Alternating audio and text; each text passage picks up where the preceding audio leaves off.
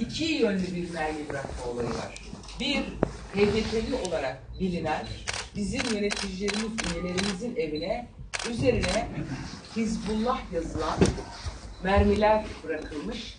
Bunların fotoğraflarını da sonra sizlerle paylaşabiliriz. Yine başka bir düşüncede ve yaşam felsefesinde olduğu tahmin edilen diyeyim, yani kimseyi asla zan altında bırakmak istemiyorum. Onlara da bu merminin üzerine PKK yazılı şekliyle gönderilmiş. O şu anda elimizde değil, o olursa onu da sizinle paylaşacağız.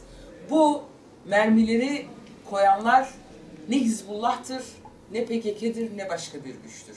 Ve biz bu mermileri ve bu yaşanan ölümleri Türkiye Büyük Millet Meclisi gündemine götürdük. Ve bunun peşini asla bırakmayacağız. Hem savcılık şikayetlerinde, hem meclis düzeyinde, hem ulusal hem uluslararası kamuoyunda bu faillerin ortaya çıkarılması için asla geri adım atmayacağız. Ama bugünden ilan ediyoruz ki eğer evlerine bu mermilerin gittiği arkadaşlarımızdan biri, ister PKK yazılı mermiler olsun, ister Hizbullah yazılı mermiler olsun, birinin kılına zarar gelirse biz hükümeti ve yetkilileri tanıyoruz. Bugün arkadaşlarımızın çoğu burada suç duyuruları yapılacak. Emniyete de bu deliller aynı zamanda emanet edilecek. Normalde delillere dokunulmaz.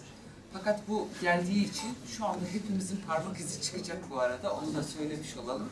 Fakat sanırım titiz bir incelemeyle diğer mermilerdeki parmak izleri ve MOBESA kayıtları, yani istenirse çok kısa bir sürede bunların kimler tarafından bırakıldığı açığa çıkartılabilir.